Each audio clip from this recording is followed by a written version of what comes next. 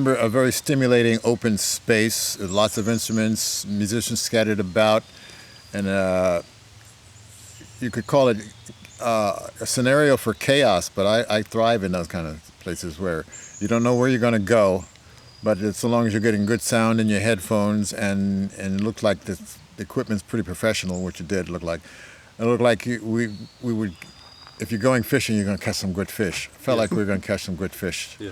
I actually often think about creativity with a fishing metaphor. I think also because I grew up by the ocean going fishing as a young child all the time. I don't fish anymore, but there is something, and it's also, there was a quote by Stravinsky about how like many of his colleagues don't, or many artists that he knew, they sit around and wait for inspiration. And he's like, I don't wait for inspiration. I come knocking at her door every day. Sometimes she answers, sometimes she doesn't, but I'm always there.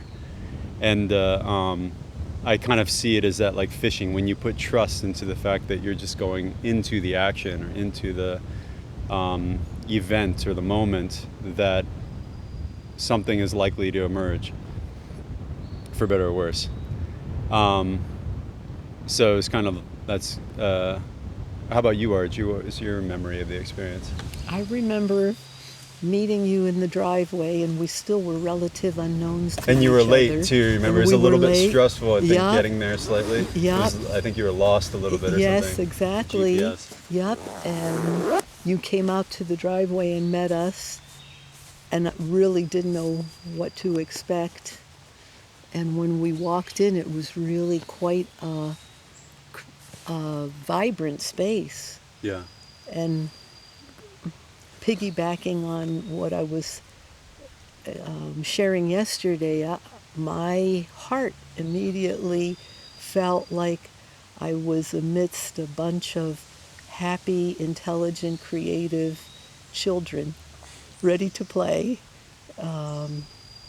And some were wary of us. I felt, I could see some looks of, like, who are they? And they're just walking in. And some recognized Laraaji immediately.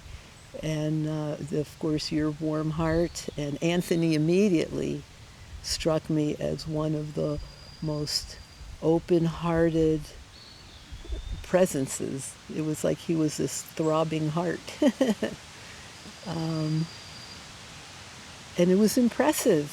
I, like Laaraji has shared, so enjoyed just walking into an unknown and allowing it to flow. And it was beautiful. And within a very short time, it felt like the synergy of people really came forward. There was definitely a very quick connection. So that was my recall. I remember some beautiful vocals coming out of you at some point.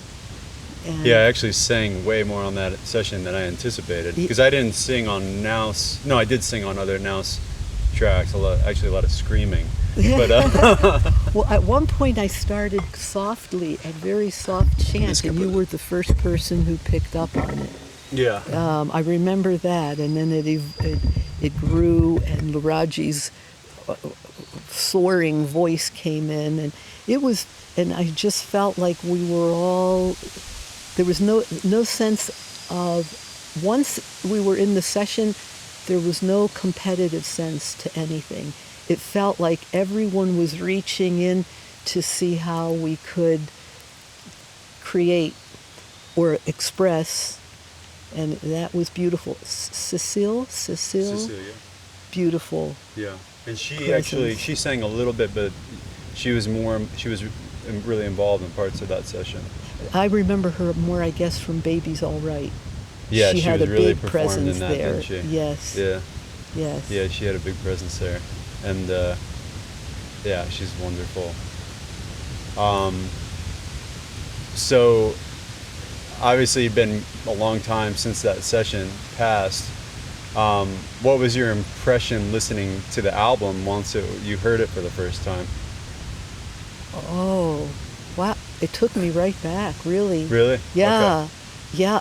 It really, I think it triggered memory that would not have, which sound does anyway, but it really did put me back into the space in the best possible sense. Yeah. Overriding any potential tensions and such that may have evolved later, but it was a beautiful experience. Yes, for me. You? I felt communal when I listened to it. Idea of community celebration. That the mix provided my listening with more information than I was aware was going on in the recording. So there was a surprise to see the development from that recording experience. Once again, I felt a celebrative Native American or indigenous celebration ceremonial energy. And the idea of my voice, I didn't remember what I did during the session. If you asked me what did I do, I don't know. I think there was food there. And people. But then I'm listening back and hang, well, that I enjoyed what took place. Yeah. It was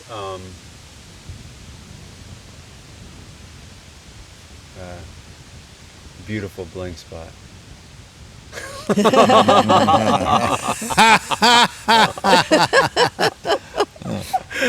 You could see it as loss of short-term memory. You could just see it as a beautiful blank spot. It's a moment of emptiness. Short-term memory, to me, short-term memory means that we are so engrossed in the moment, probably on an alternative frequency, observing something that is not apparent when we're not elevated.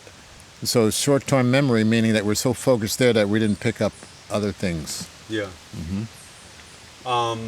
Yeah, one of the things you mentioned, like that I find about improvisational sessions where you have particularly a larger group, probably if it was a duo or a trio, it wouldn't be as noticeable. But when you have these large sessions in a live space, it's so chaotic and so hard to hear, and you have kind of no idea what it really sounded like. Yes. But when you go back to the recording, you hear all these talented people playing their moment to each what they could hear.